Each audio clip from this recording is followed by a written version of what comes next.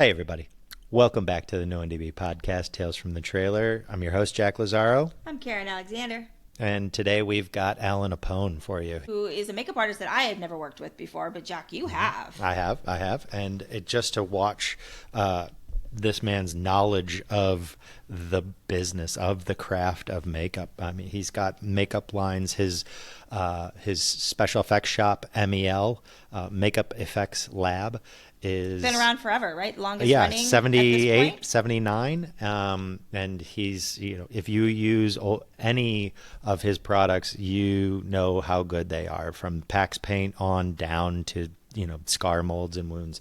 And we had a really great conversation just learning about how he feels about the industry, where he got his start, where we think it's going, and some fun stories as well. I mean, he used to work on Miami Vice, and for those of us from that generation, understand what that satin bomber jacket just might have Don looked like. Johnson? What? Personaling for Don Johnson? Miami. In Miami at the height of it. Crazy. And it only goes on from there.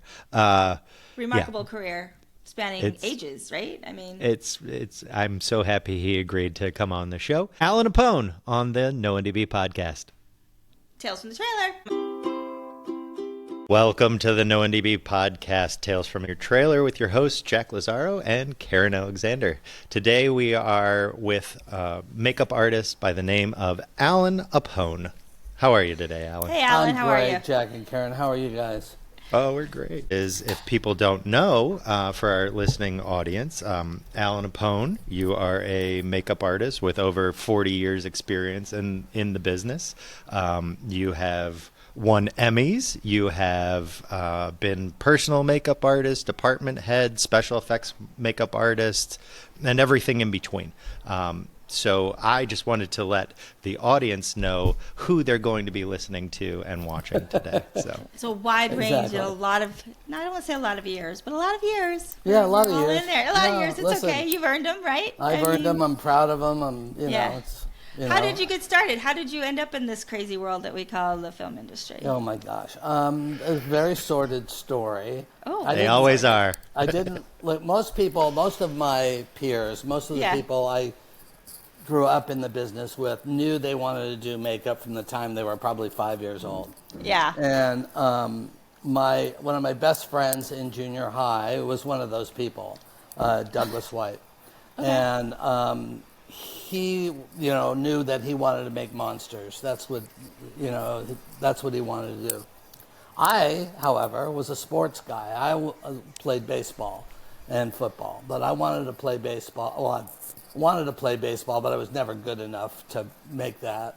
But I figured I would maybe work in the front office of a baseball team. That's where I thought I would end up. But anyway, through junior high and high school, I would help Doug with projects that he was doing on his own. I was his guinea pig.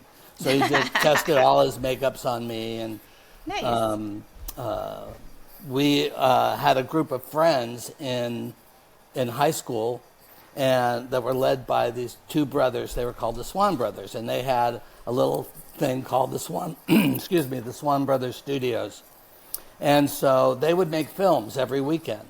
And so there was a group of us, Doug and myself included, with my best friend, Fred Folger. And so there was Monty Swan and Keith Swan and, oh my God, Russ Glazer, and just a whole group of people that would get together and we would make films. They would make films. I would participate however I could. I acted, I helped build stuff, did stunts. But they made a full-length feature, 8mm feature film of Mission Impossible. Oh, that's a comedy awesome. spoof on Mission Impossible. Wow. Yeah. So anyway, that's how that whole Where did you grow up? film thing. I grew up born in New Jersey, Okay. moved to California when I was 9, Okay. 10. So you And were grew up- close to being Angelina. Yeah, and I grew up between MGM and Desilu Studios. Okay. So Yeah. we used to play in the back lots. We would sneak on the back lots and hide from the security guards. But we wouldn't do it, like we wouldn't steal or do any damage. Yeah, it was and just stuff. fun We just times. played on the sets and things like that and looked around. And honestly, hiding from the security guards was a huge game that we played. So, fun. And if you get caught, it was just like back in the day. This was back in the '60s. If they caught you, they gave you a blue card. You got 3 chances to get caught. If you got caught more than 3 times, then they called your parents. Oh. But they just would kick you out, and it was hysterical. So anyway, but we never got caught enough to call our parents. Oh, they had to give you guys credit for trying. So growing up with I had art friends and I had sports friends. So after high school, I was working for a company called Western Trimming, and Doug was working for Tinderbox International, a tobacco company. Mm-hmm. And one of the guys I worked with, his uncle was Tom Berman. So I was talking about some of the stuff we do. He goes, "Oh, my uncle's Tom Berman." I said, "Oh, I know who your uncle is. My buddy is a big special effects makeup guy, fan." Yeah. And so I said, and I was pretty much of a film fan anyway. Yeah. But he goes, "Oh, he loves it." And I named a couple of the films, and he said, "Hey, would you want to go visit his lab?" And I said, "Well, I know my buddy does. I'll go with him if that's okay, if you can set it up." And $20 into the bucket. Exactly. So I set it up, and we went to meet Tom at his studio in Van Nuys. And then, so Doug brought his portfolio, and of course I'm littered throughout the portfolio, as either helping him or being the model. So after about an hour and a half, 2 hours of being in there talking to him about different things, he said, "Well, I'm getting ready to start a picture. Do you guys want a job? I need some extra help." So amazing, right? We ended up getting a job, So, it was a movie called The Prophecy, John Frankenheimer film. Sure. Yep. Not The Prophecy. I think it's just Prophecy. And so, we worked on that, and we got paid interns, so we actually got a salary and Nice. went to work. So we were working there for months. And then one day I always show up early. I would always be the first person there. Me too. So I'm there early one day, and Tom pulls in and says, "Hey, who else is here?" And I said, "Just me." He goes, "All right, help me put some of this stuff together, and you come with me to the set." So they're filming at Paramount. So we get in, we go to Paramount, and we're working. Tom's setup was in a 40-footer outside the stage, stage 15. Anyway, and the film is about a giant mutated bear, in case you don't know the film. But so anyway, we had built 2 costumes: a big costume, and then a miniature costume. A smaller costume for the miniature set. So, That's funny. Did the costume Tom go on said- somebody? Huh? Yeah. There's 2 different people wear it. Okay. Kevin, I'm trying to think of Kevin's last name. He was in the suit for Harry and the Hendersons. Okay. Yeah. Anyway, Kevin, amazing suit artist, who passed away. God bless him. And then Sonny Berman, Tom's brother, was in the smaller suit. So anyway, we get there, and Tom says, "Here, put this stuff in the trailer. I'm going to go talk to the powers that be, and I'll be right back."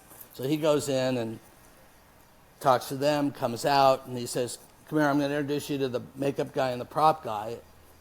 You're going to stay here. If they need anything, get it for them. I've got to go back to the shop. I'll be back in a few hours." I said, "Okay, great." So he introduces me to the makeup guy and the prop guy. The prop guy is Ray Mercer. The makeup guy is Ron Snyder. And he leaves.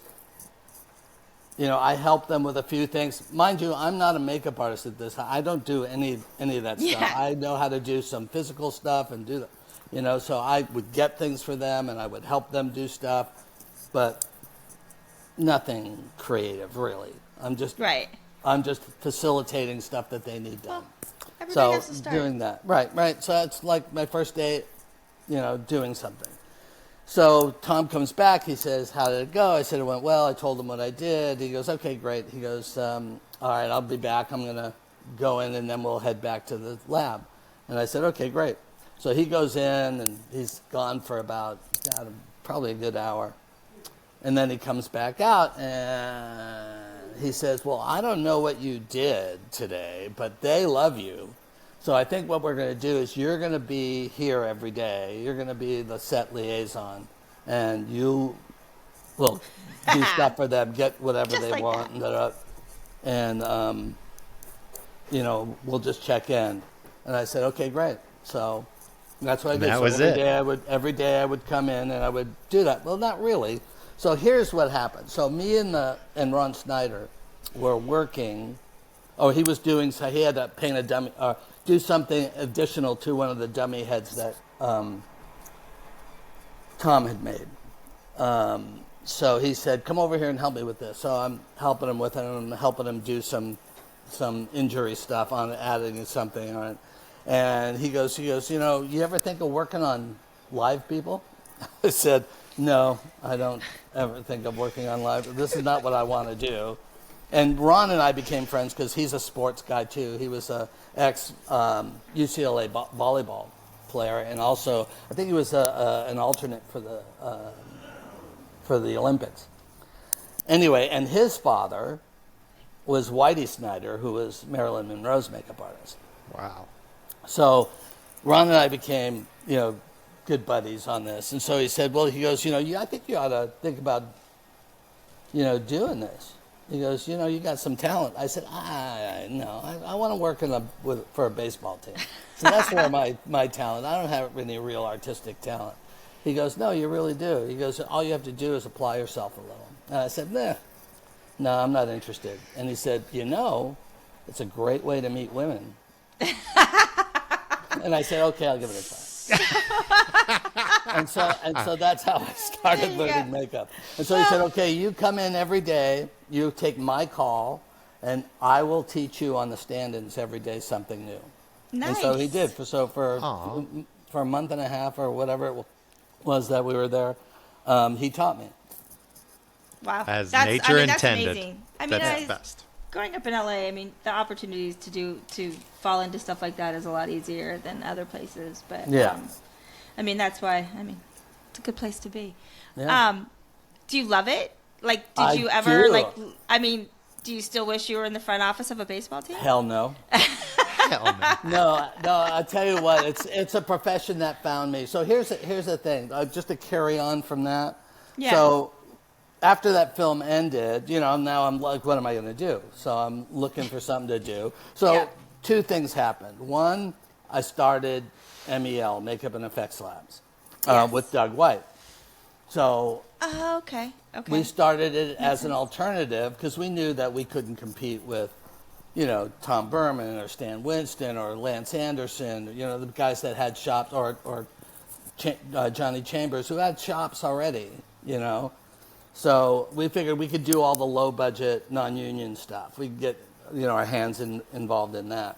So we started that, and that was like the first couple of months after we finished Prophecy. And then Ron calls me up and says, "Hey, what are you doing?" I said, "Nothing." I said, "I'm looking for work." He goes, "I have something for you." He was doing a picture in Pasadena. He said, "Come on up and meet me. I'll go over with you." I said, "Okay, cool." So I drive up there. He hands me a piece of paper with a name and a phone number. He says, "Here, call this guy. It's a movie for you to do." I said, "Oh, is this the makeup artist?" He says, "No, that's the producer." He says, "You're the makeup artist." I said, "What do you mean I'm the makeup artist?" He says, "Yeah, you're going to do the makeup." I said, "I can't do the makeup. I've never done makeup for a film." He says, "You worked with me for the last month or so." He says, "I know what you can do. I know what this film needs, and you can do this. It's a piece of cake." And I said, "No, I can't do that." He says, "Call the guy." So I ended up, I acquiesced, and I called the guy, and, all of a sudden, I have the film, and it's like on location in Macon, Georgia. Oh, great. And it's a film called Wise Blood. And I said, okay, great. So I get, he goes, the producer tells me, he says, so you'll meet everybody at the airport. You guys are all flying together. They'll hand you any of the paperwork, you'll get that stuff. I said, okay, great. So I get that. I've already gotten the script. I broke it down. Ron helped me break down the script. He showed me how to do that. So I have everything I think that I need, and I get there, and I'm on the plane. I'm sitting next to the production coordinator. And I said, hey, no one's ever told me who's directing this. Who's directing it? And she goes, John Huston. Oh, fuck. And I went, what? And There's I said, baptism by fire. I said, Maltese Falcon, John Huston? And she goes, yeah. I went, I can't do this movie. There's no way I'm going to do this movie. I'm going to be like, But I ended up, doing the movie, and I ended up doing 2 more movies with John after that. But it was like, that's like total trial by fire. I mean, it's not a bad way to learn, I don't think. I mean, No, sometimes it's you not have a to bad be, way to learn. It's the best way to learn. You're either going to figure it out and you're Yeah. going to succeed, or you're going to not figure it out and you're going to go work in the front office of a baseball team. Yeah. Okay. Until you see. So you know what film I watched the other night? What'd you want? Formula 51. Oh. That's a fun movie. It's a really fun movie, and I don't think they could make that today. I don't think it could get made the way they did it and how they did it and all the rest of it. Great cast in that movie. Wasn't it? I mean, just I had so much fun on that movie. I could tell. I could tell because now was that where the the Kilt Fridays came in? Yeah. Uh-huh. That was that show. Well, that's the idea was born from that, but it didn't happen until a few years later. Until a few years later, but you were already an avid golfer, right? Already, yeah. Yeah, so for the audience, in case you don't know, Formula 51 is from an early 2000s movie with Samuel L. Jackson and Emily Mortimer and every other British actor. Yeah, Robert Carlyle. Every British actor that they could get their hands on.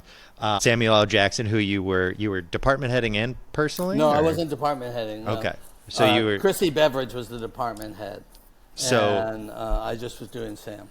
So you were doing Sam, but from there, he's a formerly his ancestors were owned by a Scotsman, and so he took the tartan as his own, and he carries a golf bag throughout it. So, were you guys golfing on the weekends, or whenever we had the day off, we were golfing?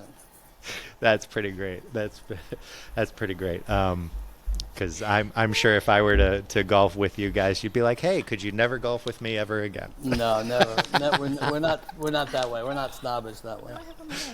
That's pretty great. Well, yeah, I'm a +2 and then pick my ball up kind of guy. There you go. Whatever it takes. Just out there to have a good time. Yeah. For 4 hours to look at nature and shoot it with the guys. So. Well, and the girls, if you ever get and the girls, if they come. No, there's a few girls I actually play with, so it's.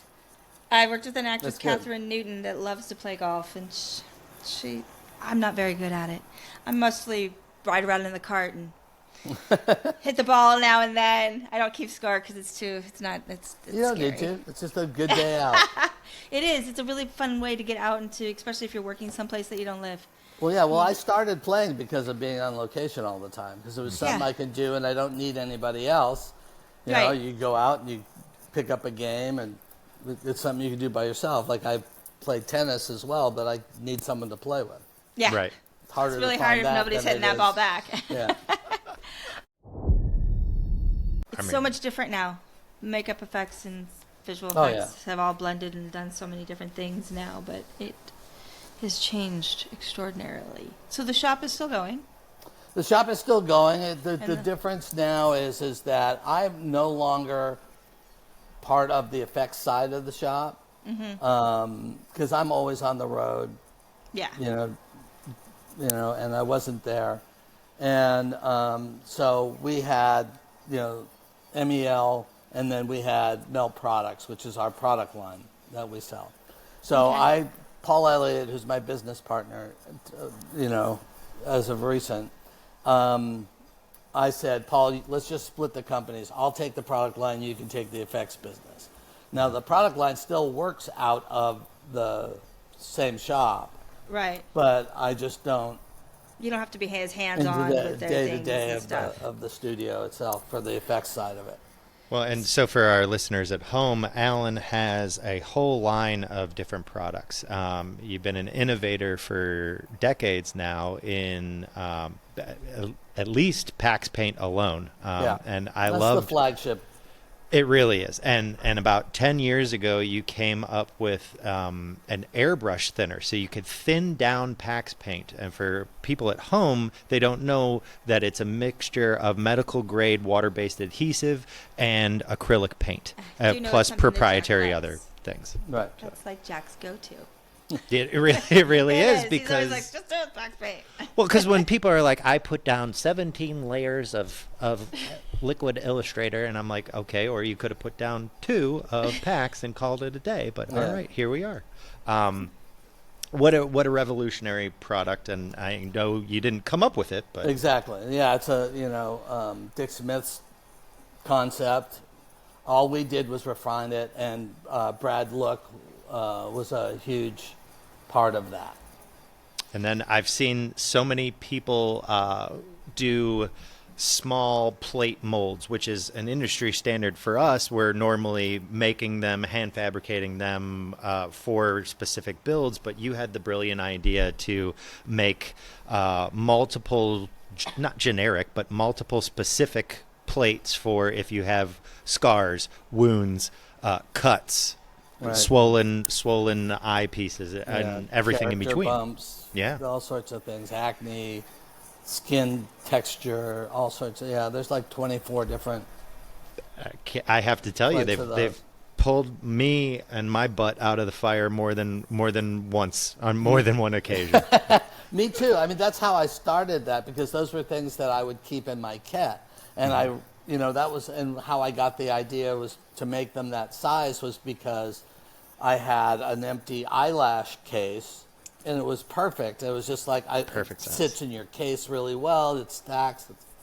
So I based everything off of that. But everything that we make in our product line, including our new peel and sticks, are stuff that we use, that I use on set all the time. Like I don't sell anything I don't use. Like I've have some stuff that I've discontinued because it doesn't have a shelf life. Like it works great. We thought it would have a shelf life, and we found out like 6-8 months later that, it doesn't. Working. So you discontinue it. So, but we're good. We're good with what we have right now. Well, and I think that's such a wonderful way to broaden your business horizons, with not being tethered to set. That's something that you can do in between times. Not that you have much in between times. So that's true. You started as a department head, basically. Yeah, Did you continue on? Did you ever go back and go into any other positions? Did you ever have to? I've helped. I've worked as a second. I've worked as a third. I've worked as a background, running background. I've worked as just an extra puff. I still do it today. If somebody needs help and they say, hey, can you come out? If I'm not doing anything, and I'm happy to go do that. But I was a department head for years. And for years in LA, before I got into the union, I was like the number one, probably in the top 5, let's say, non-union makeup artists that always got called to work, to run shows, because they knew I could do everything. Right. So it was a Beauty, huge thing. Beauty, special effects, character. How'd you get in the union? How'd you get your days? I got my days because of Mike Westmore. Okay. So, and when I say that, most people would think, oh, Star Trek, of course. Well, that wasn't it, but it kind of was. So Mike called me one day. I had spent 3.5 years in Miami with Don Johnson doing Miami Vice. Yeah. So I'm doing that big union, number one television show in the world, doing the number one male actor in the world. Yeah. And I tried. LA Union wouldn't let me join. New York Union wouldn't let me join. So I said, Crazy. fine. You don't want me to join? I won't join. Whatever. Yeah. Okay. You don't want my money? Great. Fine. Fine. I'll take that. Well, that was not the right attitude. I mean, I really should have. I could have pressed it. I could have said, great, I'm going to sue to get myself into the union, and they would have let me in. But I'm surprised that they couldn't get into 798. But I guess Miami wasn't under their jurisdiction yet. Then. No, it was. Oh, was it? That's so They weird. just That they didn't want you in. Back then, and for any old timers that are listening to this, Yeah. they all know it was a boys' club. It was a good old boys' club. If you And weren't it was in the a much club, different union. it was a totally different union. Yeah. Back then. Yeah, it was. Yeah. And it was just like, because they felt like, no, this guy's going to take all our work. Well, I'm already Mm-hmm. taking your work. Yeah. So you can either let me in and make some money, Yeah, exactly. or So- I'm going to keep doing it. But I Yeah. lost the amount of pension and health and Yes. welfare and stuff Yeah. like that I lost in that 3.5 years is huge. Yeah. So, but anyway. So you get in the union. That you finally. So I get so I finish. I leave Miami Vice. I'm back in L.A. Mike Westmore calls and says, "Hey, can you come in and work with me on Star Trek?" And I said, "No." He goes, "Oh, what's going on?" I said, "Well, I'm not in the union." He goes, "How can you not be in the union?" He said, "Didn't you just finish 3.5 Nobody years will on let me. in Miami on Vice?" I said, "Yeah." He goes, "Well, how come you're not in the union?" He goes, "Because they wouldn't let me in." Yeah. He goes, "Okay." He goes, "Do you have all your check stubs?" I said, "Yeah." He says, "Okay, go get all your check stubs, put them together." He says, "Take them down to, oh my God." It's okay. Look, it'll come. So, yeah. Anyway, take them down to the office and show them, and you'll get it. Yeah. So I said, "Okay, I'll do that." So I did that. And, of course, they said, "Oh, yeah, you're not a problem." So I filled out the paperwork, did all the things, and, about a month later, I get a thing saying, "Okay, you're eligible to join the union." Wow. We'd like to So- join you. Yeah. Come with us. So that's how, because back then they had the 60-60-60. Where if you work 60 Now days. it's 50-50-50, yeah. 50 days within a year and for 3 years and a 5-year span. So I just showed proof of that, and I became eligible. Oh, that's So, great. and so after that, then Mike brought me in to work on Star Trek from time to whenever I wasn't Yeah. busy on a film, he would have me come work on Star Trek. Nice. So Do you and then as we all at some point you get to be a personal, and you start working with somebody and you make relationships and you continue on with that actor as Yeah. either department head or personal and things like that. right. Who was the first person you worked with in that capacity? Who was Was your Don first? Johnson. Okay, so basically, were you running Miami I wasn't Vice? running that. No, I was Okay, the second. just there. Okay. I was the second, and doing Dawn. Okay. Taking care of Dawn. Okay. So, but So that there was was a my first department head time that I was brought in, to take care of that Yeah. actor. They used to do that. They used to bring you in as a key, so they Yeah. didn't pay. So you were supposed to still do other people, but you weren't considered a personal, but you kind of were a personal. Yeah. That was how the first time I worked with Catherine. That was the first thing that they did. Do you still speak with him? I have from time to time. Yeah. Okay. Actually, the last time I did his makeup was on Django Unchained. Okay. Oh wow. Okay. That was, I think, the third time we worked together. Yeah. I don't know if you know this, but I met my wife on 22 Jump Street. No, I didn't know that. Yeah, yeah. I've never my hit God. on a woman so hard in my entire life. And they're still together, believe it or not. I was like, I'm not letting this one go. That good for you. Yeah, well, you see the rest of your life in somebody, and you don't let that go away, right? Yeah, Yeah. you try not Well, to. That's for You sure. try not to. Sometimes it don't always work out. that Sometimes way. it doesn't work out, and it's worked out pretty well thus Yeah. far. So it makes me want to keep doing well for all of us. So. Exactly. So what are some of your favorite places that you've worked or situations that you've been in that you've enjoyed?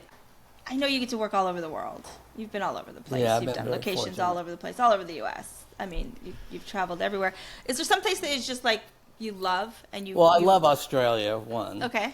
Australia. In fact, I just finished an 8-month stint on 2 films Oh, wow. in Australia.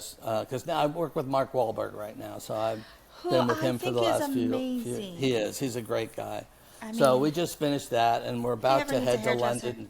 Huh? I said, if he ever needs a hairdresser, I'm raising my hand. Okay, I'm putting you on the list in the order of which it was received. Oh, no, I'm going to jump to the front. I got an Alexander. I'm an A. I go right to the top. Well, that's how I did it, because I'm five A's. You are. You're a lot. You got a lot great. of A's going on there. That's a very strong name. So, but there you go. no, that's amazing. All over Australia? Have you been? We were in Sydney, Okay. Sydney and the Gold Coast on these two films. so But I did a amazing. film with, I was with, where I met Tom Berenger, Sniper. We were in Port Yes. Douglas, far north Tom Queensland. Berenger, I haven't heard So of I him. was with Tom for 6 years, and I also Yeah. took 3 years off of doing makeup, and I was his producing partner. Wow. Wow. God, Tom Berenger. I met him a long time ago. You don't see him very much. No, Anymore, do you? no. But how was that? Did you enjoy that? I did enjoy Producing? that. Yeah? I did. I enjoyed it. I still dabble in it, Yeah. trying to put stuff together. Well, Chris, we got a script. Yeah, we got a couple of scripts So if for you you. can't Yeah. get me with Mark, we got a script you can produce. Yeah. Well, the scripts are easy to find. It's the money that's the tough part. That part. That's the question that's on everyone's mind right now. Yeah, Is how are we going to get some of this stuff produced? How are And we gonna now get it's some new stuff out there? a tough work. It's really tough right now. I mean, Really Yeah. tough right now. it is. I mean, that kind of we can, if you want, we can go into that a little bit about how much the industry has changed in the last since pandemic, maybe even before pandemic. But Even before, yeah. it is a new world. I mean, I've been working in it for 20 something years. I can't remember exactly how long. But I grew up in it, so I've been around it for my whole life. And it's really, I try and explain that to my mom. I'm always like, it's just different now. It's tough. Yeah. Like, I was working in the business for a long time, and my mom would always ask me when I was going to get a real job. Yeah. Or when is the next, you just finished your job, so when does your next job start? Yeah. That's always a good question. I don't know. I don't know. Your My guess? ex-father-in-law used to always be like, he's like, oh, well, are you going back to work then? When are you going back to work? And you're like, I don't know. And now people ask me when I'm going back to work, and I'm like, I really don't know. Yeah. Someday. Hopefully. Yeah, But our exactly. industry has changed a lot. I feel like things are moving around. It's a lot of uncertainty for a lot of people. Yeah. I know that California is trying to get some really big tax incentives, Yeah. which should be interesting if it goes through. Yeah. I don't know what that'll do to the smaller markets. Well, and it's interesting because that's, I think, Seems so the late in one the state game. that has a cap on it, that they're only going to spend up to a certain amount, whereas most of the other states are... They're doubling it, though. They're doubling that cap. That's But, great. Yeah. That's great that It they're just doing seems that. so late in the game. Well, you just never know, because things sort of cycle. Yeah. You know, it's I remember when Canada was the flavor of choice, and then it Yeah. was Texas, and then it became Louisiana, and then it became I know. Atlanta, And then New Mexico, it became and New then- Mexico. You know what I mean? It just keeps. Do you think it's going to come back to LA as strong as it ever was, or do you think I don't we're think looking it'll at our ever new be as normal? strong as it ever was. I don't think it. I don't know. So if somebody came to you today Plus, and is Nevada's 20, going to be big.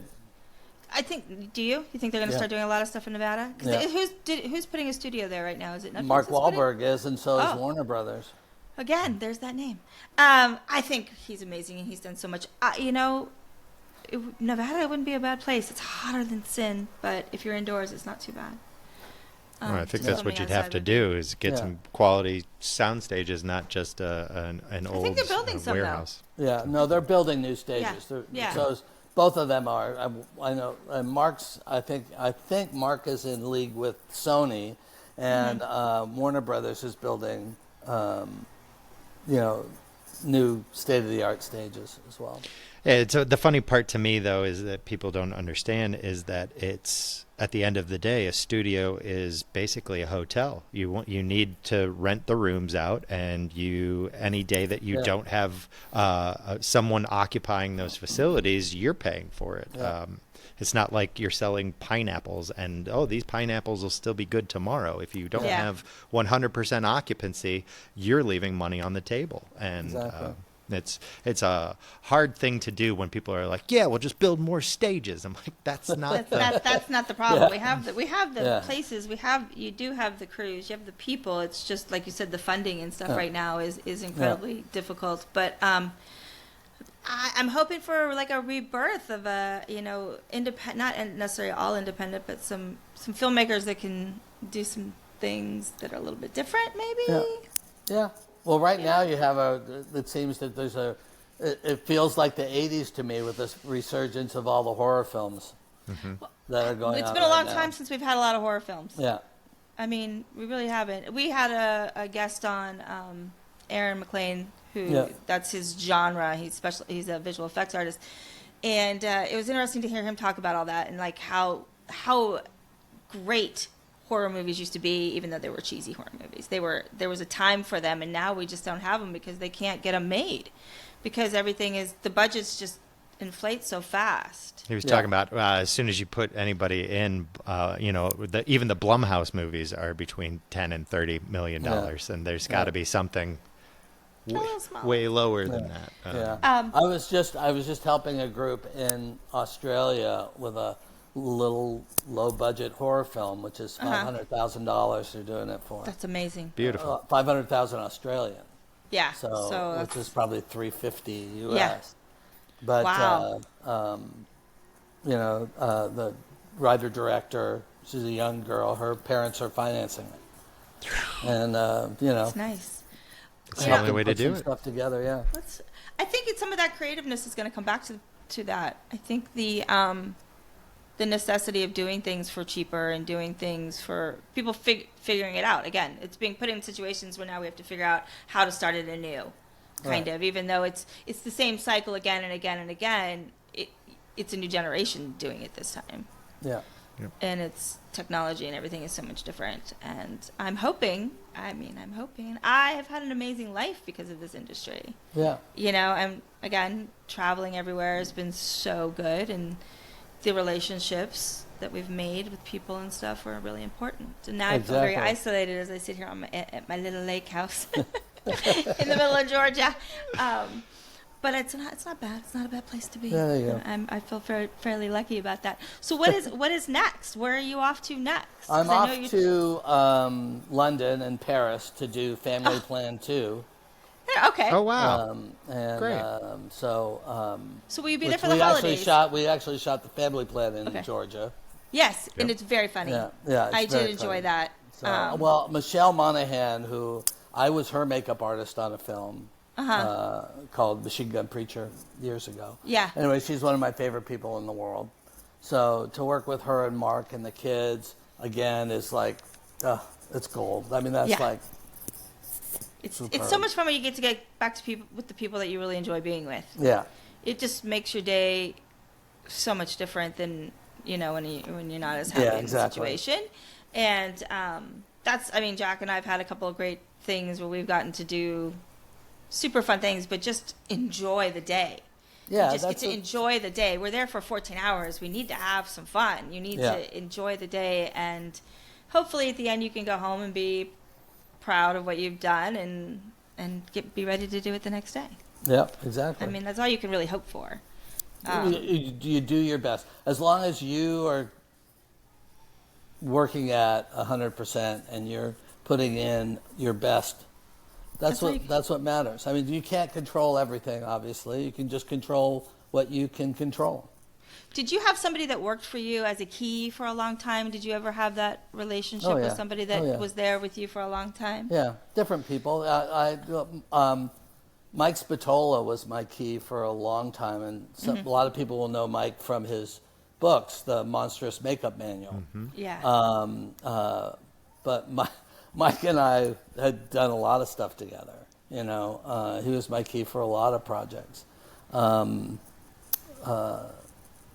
So it's like, and then people like Frank Perez. I love Frank. Frank and I go back. Frank was an original member of MEL. Oh, he was okay. An original partner. I brought him into MEL because he Frank. worked on Prophecy with me and Doug at Tom's. Oh, that's awesome. And then I worked people with him a like couple- Dennis Lydiard, who I've worked with and has worked with me a bunch, and I've worked for him a bunch. Yeah, So, no, yeah. you guys will switch, flip flop back and forth. Yeah. Whoever gets the job will key for the other, right? Yeah, exactly. That's awesome. That's a great relationship. Oh, yeah. Well, that's have. rare. I mean, not It many is, people because will Yeah. do that. And Well, I flip-flop think like also that. usually I have a key that I work with a lot, and I'm more geared. My mindset and my abilities are more geared for one, where she is definitely more geared for the other. So together we make such a great team that it is kind of weird to think about flip flopping it, because Yeah. it's not really about egos or anything like that. It's just where we align. No, that's the you know whole what I mean. thing. It's like No, I am nothing but happy for her when she gets to do those things. But I just know that the way we fit, I do this and she does this, and Right. together we are just. Well, that's the Great. thing. If you're a good department head, you're hiring people who make you look good. Yeah. Who, I mean, that's the thing. It's just like, there's certain things I do really well. There's certain things I do okay. Yeah. And I want someone who's going to be really good in the things I do okay. Absolutely. Correct. That's the You way. know? You got to blend, and you got to. So it's like, yeah, and it's the same thing. I mean, so, that's, hopefully if you're a good department head, You get lucky you know, enough, you and do you get to that. keep those You know people that. with you, and, Yeah. and build those relationships, and the trust and everything else that goes with all that is really remarkable and awesome. It's what do you think? What do you think people misunderstand about what we do? Like, what do you think? We always ask, Well, like, what okay, is a so, myth? What if here's you? a- Yeah. Here's a story. So my son was 7 years old, I want to say, and I was doing a movie, Spear, and we were in Oakland, and we were shooting on a Navy base, a submarine base. It was Yeah. all underwater and stuff like that, but we had sets and stuff. So I brought my son. He came to set with me for a few days, and he was really good. I mean, like, never noisy, but he loved watching actors work. Mm-hmm. He just totally mesmerized by it. So, and we had Sharon Stone, Sam Jackson, Dustin Hoffman, Peter Coyote was our main Just a few cast, people. Just a couple. right? And No names. so one day, after the second day, we're driving back to the hotel. And my son turns to me and he says, Dad, this is what you do is interesting. And I said, really? He goes, yeah. He goes, so basically what you do all day is wipe sweat off of people. and I said, well, yeah, okay. Yeah, it's not all I do, but yeah, okay. I see where you could see that. Very astute it's like observation. It's like saying that all the grip sticks Yeah. move stuff. Yeah, exactly. Yeah. But that's always been a very fun thing for me. That's a memory I will always cherish. I love Yeah. that. You wipe sweat off of people. Yeah, that's So what I do. when I was That's when I was in LA coming up, I did get a chance to go by MEL, and this was in the early 2000s, but I saw such great maquette work and such great things on not only on the walls but a full life size. The thing that I want to talk about is the Super Mario Brothers movie and that Koopa Troopa. Love that movie. Oh my God. And how was it? What were you doing on it? What did you Okay, so- handle? And He does So love here- this. He did mention this the other day. I listen. Movie didn't do great, but it's probably one of my favorite projects to be involved with. So here's how it started. So we were trying to get. We knew. The movie was being done. I was trying to find a way to get hooked into it. Anyway, Patrick Totopoulos, production designer, was a very, very good friend. And time, in fact, my other partner, John Pfeiffer, actually was his daughter's godfather. But we signed to get him into. We sponsored him into the country. Okay. And got him a work. So he was working at the shop and stuff and doing drawings and helping us with some sculpting and doing some artwork for us at the time. Anyway, he ended up getting the job as the one of the creature designer on Super Mario Brothers. So as he was doing stuff, the Goombas, he was doing drawings of the Goombas and stuff.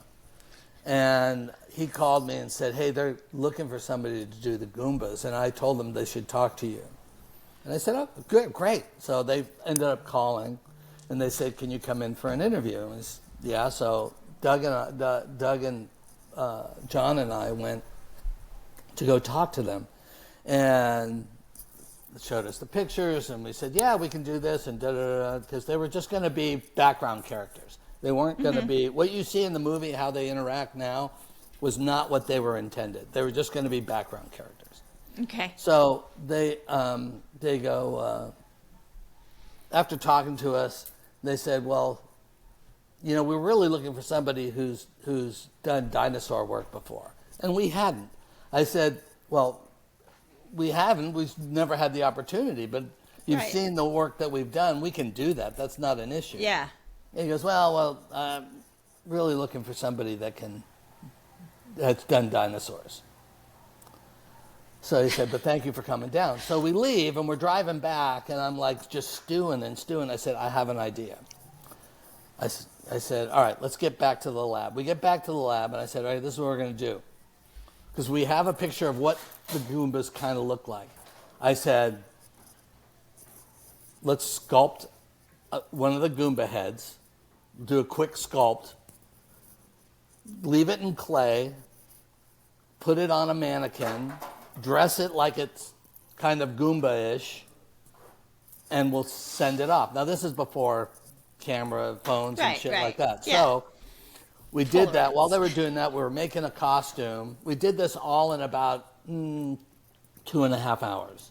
Wow. Okay. So we left it as clay, you know, but the head was the size of, it was a lizard-style head, if you remember what those guys looked like. Mm-hmm. This lizard-style head we used an old World War II overcoat, slung a rifle across its shoulder. We had some old creature hands that we put on the thing holding the gun, so it was like perfect. And took the photographs to 1 hour photo, got them processed, took the photos, and then we messengered it to the producer. Right. Yeah. Oh. And I wrote a note saying, this is what we did in 2.5 hours. Imagine if you gave us the job. He called us back, said you got the job. Nice. I mean, sometimes you got to fight for it, right? So, yeah.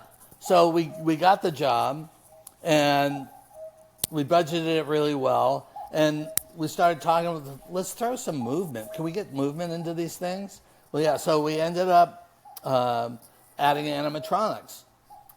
We had Russ Schinkel. We hired Russ Schinkel, and I'm going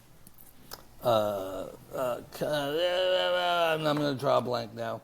Anyway, we hired Russ Schinkel to help with the movement, and my business partner, Paul Elliott, who comes out of mechanical engineering, worked with Russ as well to get that stuff done. So when they came for their first show and tell, they were totally blown away by what we were able to do, by the facial movements and stuff like that, and how we puppeted the characters. Because you're inside. I also played one of the Goombas. But are you actually in the movie? I'm in the elevator sequence. In the elevator sequence, where they get them all dancing. Yeah, I'm the one that starts dancing. That John Leguizamo starts to move. So you're in it. You're wearing a headpiece that moves the head. Yeah. Right and left, right, because your headpiece is there, and then you have a bar that opens and closes, that tilts the head forward and back and opens the jaw, and then the eyes are radio controlled. So those are done by the operator outside. So, they decided to make Hark a principal character when they turned him into that. That originally wasn't, he was just going to turn into that and go away. Right. But then they made him, so John Pfeiffer, my other partner, played Hark. and he was inside a heart, and Paul Elliott and I radio controlled all the other movements for him. That's Oh my gosh. awesome. So That it is was- awesome. It was pretty cool. Was But we that had- some of the most complicated inner workings that you Animatronics? guys have done? No, Or- we did a Velociraptor for Spy Hard with Leslie Nielsen. Spy Hard. So we did that. That was really complicated. I Yeah. bet. And again, you're not doing it for a Stan Winston budget, Right. you know. So and nor the time. So, Right. but we pulled it off. It works really well in the movie. But we've done a few different things. We did the in Star Trek the new Andorians with the moving antennas. Those are us. And Paul was on set every day those worked, and he operated that. Paul Elliott. That's awesome. But yeah, and that's the thing. That's the one thing that you don't see much anymore. You don't have much animatronics anymore because it's all CG. Yep. But, Lost art. but it's fun. You still see some every once Yeah. in a while. But yeah. It used to be so much fun to watch. love that movie. And we also did in Super Mario Brothers, we did a lot of props. We did a lot of costume stuff for that. Yeah. We did the little Allosauruses, the little rats. We did all those. How many outside projects did you do over the years, or percentage wise, for like a Milwaukee's best ice can? Oh that, God, you we know- did all. Oh my God, we did so many commercials. I mean, I can't even tell you how many of those. Oh, Guy Himber was who I was thinking of. Was also and Guy did all the Allosauruses, the little rat dinosaurs. He did all the mechanics for that. Came in and did all that. It's amazing. So, but yeah, I mean, there's so much. The shop has been involved in so many things over the years. And was there any one where you were just tickled by getting to set and being like, we're getting paid for this? Well, I have to tell you, pretty much everything is like that. Yeah. That's like you can't believe that you're, my God, I get paid for doing this. Same. But Wipe like, and sweat. like yeah, Wipe like and wipe and sweat. sweat. But like stuff for True Lies that we did. I met Jim Cameron back in the days when I did Galaxy of Terror, and Jim was the production designer and second unit director. gosh. So I worked Wow. with Jim on second unit. He asked me to come and do all the effects stuff on that. I was already, because we built Maggie, the big worm. I don't know if you're familiar with the movie. So we built that. That was a very first, and Jim loved what we did. We were able to do in a short amount of time. Sure. So we did that. And so he said, Alan, will you come and run the effects unit for the second unit? So I did all that with Jim. And then after that ended, Jim got the job of writing and directing Piranha 2. So we built the prototype Piranha for Piranha 2. So did that, and then the company who was an Italian company, we built it and they just took it and used their own people, so we didn't go on set to do anything. And then when Jim started doing big movies, like we did True Lies for him, which we did the horse movie. in the elevator. It was a mechanical horse. Yeah. Oh, okay. Yeah. To Such a fun movie, though. to duplicate the real horse. We did the dogs that Arnold bangs their heads together when they jump at him. And then we did the interior of the limo where the You girls forget have all the their fun fight. stuff in that movie, Oh, yeah. right? Now you're remembering it. It's a fun movie. Just had a flashback all of sorts watching of that. stuff. So that stuff is fun, and Jim named one of the characters in Aliens after me. So Sergeant Apone. He's the first one that gets killed, though. Yes, he is, but he's still Well, there. that's He's still He's there. still And he there. has a toy. He has a toy? Come on, that's great. That's pretty fun. Yeah, That so is that's pretty pretty fun. fun. So everybody has a different way that they got into this career path, and Oh, yeah. you've shared with us your version. If there was some bright-eyed, bushy-tailed person listening to this, an aspiring makeup artist, what's your advice for them, and to how to tackle the Goliath or the Leviathan that is this business? Well, I do a lot of seminars and I do different events where I'll talk and do demos and things like that. And the thing that I always tell people, especially today, is that if you want to do this for a living, you're entering a profession that doesn't need you. There's more people that want to do it than there are jobs. Yeah. So if you really want to do it, you've got to be committed, and you have to give it your all. You have to be, really dedicated to it. There's times it's going to really suck. There's times Yeah. when it's going to be cold and wet and people aren't going to appreciate you. But at the end of the day, we asked my mom the same question. It's like, at what... She goes, there's just days that just suck, but you get home and you're like, damn, that was a good day. You know, we did it. And I think... It's tough. I mean, the thing today, especially a lot of the people that I've met, we live in a world right now of instant gratification. They want it right now. And it's like, and I preach in everything that I do, respect the craft. That's my mantra. You have to respect, and it's not just your craft. It's not just makeup. No, it's but all like of them. everybody that's involved, because everybody trained really hard to get where they're at.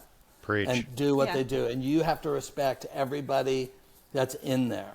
And you have to respect the people who came before you, who set the stage for you. Yeah. It's really, really important. And a lot of people just don't, to be frank.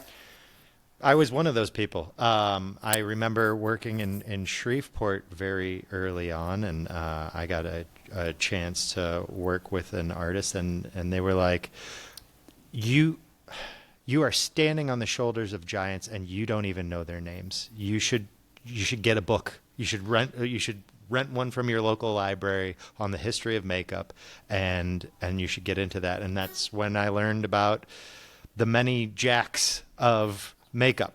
Yeah. And from Pierce on down. Exactly.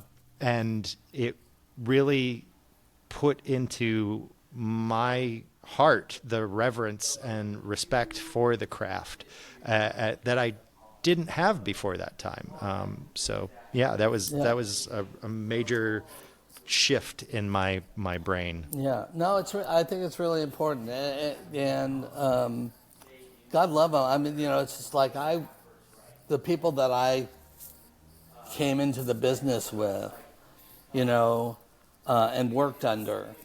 I actually didn't get to work under as many people as I would like to have. Like my main people are Tom Berman, Stan Winston, are the two Legends. two big people I worked under, and then Ron Snyder. But I sort of was forced into my own lane, but I always reached out to those people, I was never afraid to ask a question or ask, how do I achieve this? How do I do that? And which is so important. It's really important. I have a key that works for me, and he always jokes that he has a phone a friend. And he's like, whenever I'm ready, he goes, I just got to phone a friend because I just need a friend, and it's like, of course, you've got to reach out because somebody's been there before you, and if they haven't, they're going to help you figure it out. Yeah. And I think it's so important that you do teachings and talks to people and things like that because it's a craft that needs to be carried on. It's a craft that needs to also be given to the next generation because you're losing a lot of those old kind of tricks and things like that are just they're the base. It's like figure out the way you do it and then you can break the rules, but you need to know the base of it. You need to know the beginning or the origins of why we do this. So it's so important for people that are older or been working in this industry for a while to give their knowledge and to share their knowledge with everyone that is willing to either ask for help or seek it out. Yeah, I do it all the time. I literally, if it's not every day, it's once a week or whatever. I mean, there's always somebody that calls me or texts me or emails me about something and wants, and I'll steer them in the right. I try to steer them in the right direction. Or if I don't know, I try to put them in touch with somebody who does. And then you get to learn it. Yeah. You know, it's like there's things. It's so funny that I hairdressers talking to two hairdressers the other day, and they were telling me something that I had never done about nairing a wig. Never done nairing a wig. I've never naired a wig. And when they both said it, I was like, ah! And they explained it to me, and I was like, oh my God, that's amazing. How do I not know this? Yeah. And now something that I can use in my thing. It was because it's somebody else that's a department head that we grew up at the same time. We never really worked together. That's her technique. Exactly, yeah. So I never actually had the opportunity to work with her. We've kind of done this thing. And now I'm like, well, I'm going to be nairing some wigs. I'm not going to tell you why, but it just helps thin them out. Yeah, It was just, to me, it sounds absolutely terrifying, but it apparently works really well. So cool. It's kind of fun to learn those tricks and things like that from people that are in the same position or things like that. So if someone comes to me and you refer it to them, I find that I always learn something as well. Long. Exactly. So get all the way back to that, but it's true. Because we all have the things that we're really, like you said, we're really good at, and there's the things that we struggle with a little bit, and like if you can help me with that, I'm yours. I will help you with any. You know, it's like endear yourself. But I think that those are really strong character things, and I hope that people that are growing up in this industry now are learning that don't be afraid. Don't be afraid to share your information. Exactly. No. Yeah, no gatekeeping. Yeah, there shouldn't be. It's It's a patchwork quilt of we all learned from somebody else who learned from somebody else. I mean, when I was first coming up, silicone had been around for a couple of years, but it was still an emerging special effects form where most people were using foam, and foam forgives. And you now have kids that are just getting into this business that are not using, they have never worked with foam latex appliances and have only worked with either silicone or a prosthetics transfer. So it's interesting to me how I'll pull out an old effect that I learned, 20 years ago. And then you're a wizard. They're like, well, how did you do that? And I'm like, buddy, if you would have just open up the Dick Smith course, just get it online and do it. But things change, and sometimes they change for the better. Sometimes they don't necessarily, move us in the right direction. But we're hoping, and we're all trying, and we all do this because we love it. Yeah. You have to. You have to. You have to. Or you're just beating your head against a wall and asking the question that I ask every day: why are they doing that? Why are they not doing it this way? I can never understand. Well, this has been such a fun time, Allan, and we have our rapid fire questions for you. They're not really rapid fire, so don't feel like you're going to be under a lot. You don't have to give quick answers, but it's not like we're going to be. All right. These are the fun questions. So the first question we like to ask is, what is your favorite crafty snack? Well, it used to be tea cakes. Oh. I don't know if you remember the tea cakes. Yeah, Like the very first thing I ever had off of a craft service table was a tea cake. And I was like, where have these been? It's like, I've never tasted anything like that. In fact, at one point, I had a birthday cake made for me, all from tea cakes. Tea cakes. Wow. Oh my God, I haven't had a tea cake in so long. That was me either. I haven't had one in years. But, I don't know what it would be now because I really avoid the craft service table. As you should. Okay. As you should. So, but I will do. It's 3:00 in the morning. You've been there for like 15 hours. What are you grabbing? Oh God, I'm grabbing a Tootsie Roll if it's there. You're going with the chocolate, the sugar. Okay. I mean, I have a tendency to go with that as well. I am forever a toast cheese. He actually carries them around with him, so he's not working. I'm going to take that back because something that's always there is a Nature's Harvest oat bar. Yeah. Sure. The green one. That green one, yeah. That would be my go-to. It's messy as all get out, and it crumbles everywhere, but it's delicious. Yeah. I like to ask this question because I think how you start your day is very telling. Okay. What is your favorite breakfast order? On set? The like go-to. when you're in the trailer, you're breakfast burrito. Breakfast burrito, just straight up. Just straight up breakfast burrito. Whatever the burrito of the day is, just give me one. Just wrap and go. Okay. Yeah. It's for years. Somebody be like, "Are you gonna, are you working that job?" I say, "I don't have that job until I'm standing there with my breakfast burrito in hand. That's when I have the job." I still to this day love. Can't have them that much, but God, a breakfast burrito is just so good. It is. And if they make their own salsa, sometimes yeah. you get the caterers that make their own salsa, and you're just like, this is heaven. When they I make don't live three in California salsas? anymore, so I miss all the good Mexican food that I used to eat. So sometimes I'm like, Robert's Catering makes great salsa. it's like huevos rancheros, yeah. So for lunch, are you an eat, a sleep, somewhere in between? I'm an eat. You I eat? I generally have something. Nowadays, I eat very, very healthy. I'm on a whole nutrition plan. So. Okay. So do you go back to the trailer, or you eat cutting up with the kids? I like to eat with everybody. Out in Okay. the Socialize tent. a little bit. Yeah. Who are you when you're not working? Let's talk about that. Yeah, I love that. Yeah. I'm always like, I'm gonna go sleep. Yeah. I'm a sleeper. I'm a napper. I 10-minute can't nap. do it. Oh yeah, I'm that girl. Okay. I don't actually go to She'll sleep. turn the I think lights I off. just I do turn the lights off. I think I kind of meditate almost. Okay, It's kind yeah, of like a no, I- 10-minute where you just shut down. It's like Yeah. no I know questions, no talking. I know a lot of you. Yeah, I know a lot of you. I do. It's so much better for my mind. The overstimulation, I just get a little bit of like, ooh, let's just take this down just a little bit. That's my. See, that's and my thing. I'm in the morning. I'm like, I have my tunes playing. What's Yep. your favorite tune to play in the morning? No, I don't have a favorite tune. I tend to pick for the show. Yeah. I pick a sort of a genre of what and who's there. But Yep. lately I've been like 80s alternative. Nice. Now, when you say 80s alternative, are you talking more of like a Depeche Mode.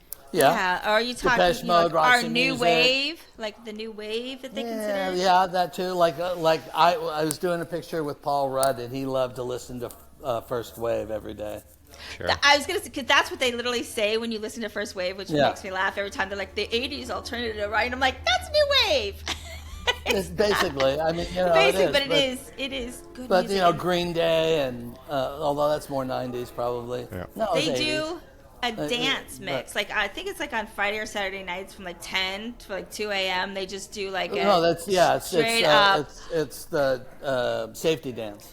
It's yes. It's called safety dance. I know. So- Good though. You're like, I I'm know. an avid I've spent a listener. lot of time in that trailer. No, I love that, and that's I listen to that when I'm driving a lot because that's But I'll do my own mixes and stuff of certain things. okay. So So would that so- be considered your jock jam then? Is that what we're going? To? I think Yeah, I think no. that qualifies for that comment. The jock jam Is question? anything new wave, first wave is Okay. what the he's motivation. into now. Okay, Yeah. we'll accept it. We'll accept it. For having a career that's spanned over 4 decades, you know all of the different rap gifts, from the old bomber jackets to Satin.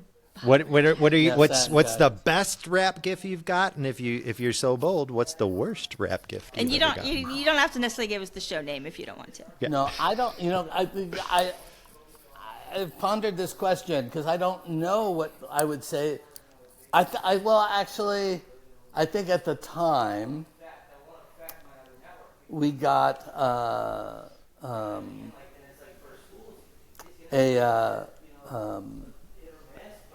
a digital camera.